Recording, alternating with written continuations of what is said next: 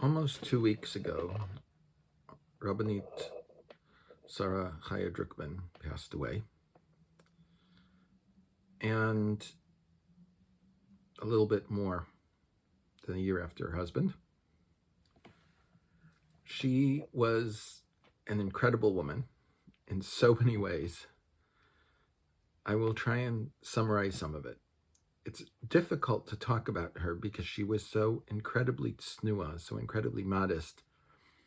Many people, even those that were close to her, weren't aware of a lot of the things that she was doing. In the family, they said that from the time she was a very, very young girl, she used to love going into her father's office and watching him learn. Her father, Rav Yaakov Nachum Epstein, was a nephew of the Aruch HaShulchan.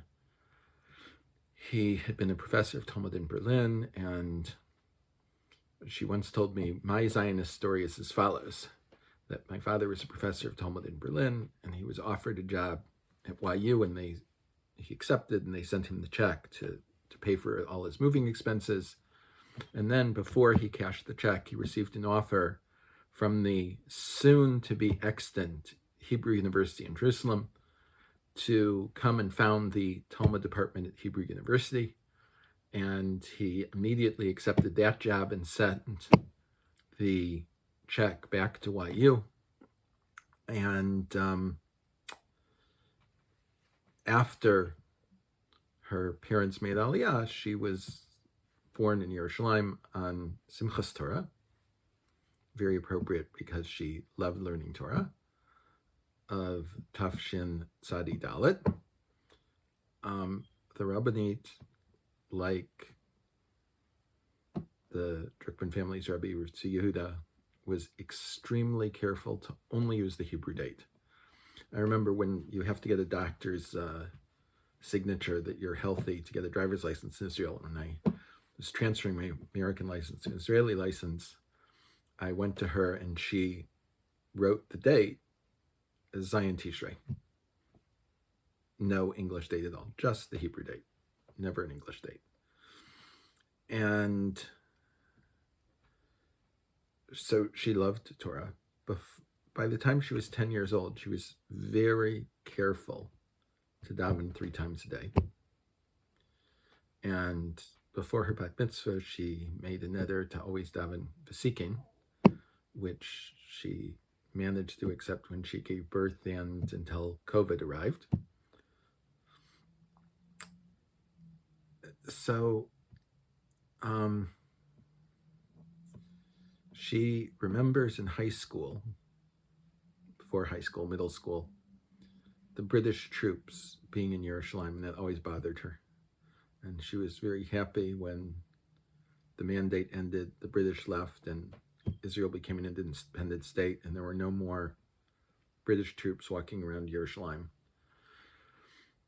She was in Bnei Akiva, and she, as was customary at the time, she was drafted and served in the Nachal unit near the Gaza Strip on doing settlement activities surrounding.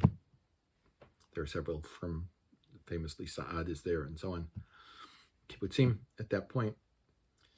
And she knew that as a profession, she had to choose something with which she could help people. And all her life, she attended whatever shiurim she could in Torah. It didn't matter what, didn't matter when. If she could attend it, she would. And it didn't exist in those days, shiurim for women after they graduated from school. It just they didn't exist at all. And when she became engaged to the future of Drukman, at the time he was known as Chaimka, they began learning with Tzvi Yehuda. It was Rav Drukman had a chavruta with Rav Tzvi Yehuda. He was a Talmid Chaver of Rav Tzvi Yehuda in Orot, and he asked whether his fiance could join them, and they did. And shortly after that, Rav Drukman went to the United States to found B'nai Akiva in the United States. And at that point, Rabbanit Drukman arranged for what had been the Chavruta to be a shiur for women, because obviously she couldn't learn alone with her Tziyuda. And so that was the very beginning, the very first shiurim for women outside of a school setting, just after graduation. She also, about the time she graduated high school, started learning Daf Yomi. She learned by herself Daf Yomi for more than 10 cycles of Daf Yomi. It's a rather great accomplishment. And she became a doctor. When the Rav returned from the States, they were married. They lived in Yerushalayim for a number of years, not that many. And in Tavshin Chaf Dalet, 60 years ago, approximately, the Rav was asked to become the Rosh Yeshiva for Oret Zion, which was founded for the orphans of Gush Etzion, the high school, boys' high school for them.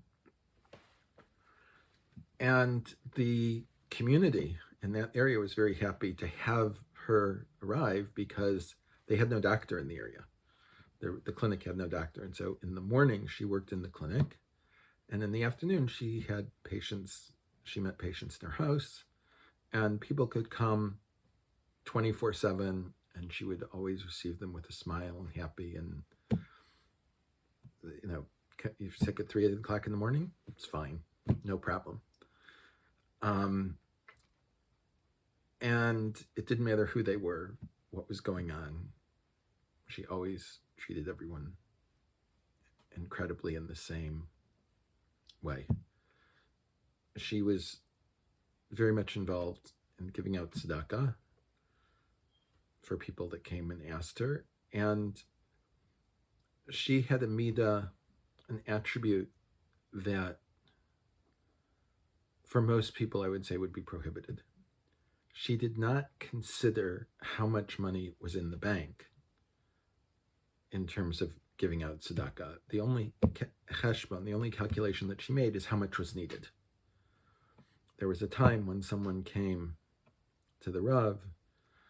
This woman had what she felt was the perfect shidduch, except his family couldn't afford something with paying for the apartment, and her parents wouldn't allow the shidduch to go through without that. And the Rav said, yes, it's a very difficult question. He didn't have an answer for her. And when she got home, the phone was ringing. She picked up the phone, and the Rav said, I have a solution, come back. She came back. There was a check for her from the account of Chaim and Sara Drukman for the amount she needed for the apartment. And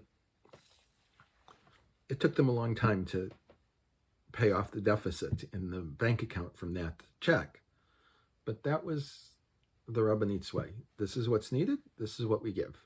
How we pay for it, that's another issue. And they never asked anyone to contribute money for their tzedakah.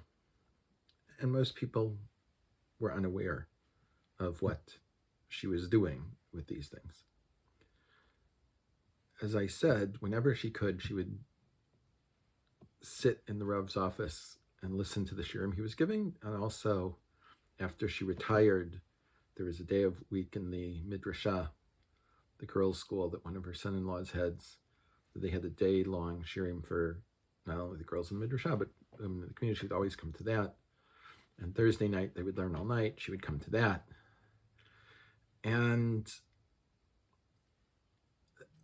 her ways of chesed and tefillah and Torah, I remember reading one of the Italian Rishonim said that each one limits the other, meaning you can't be at level 5 on one and level 12 on the other. You can be level 5 on one and 6 or 7 on another one and so on.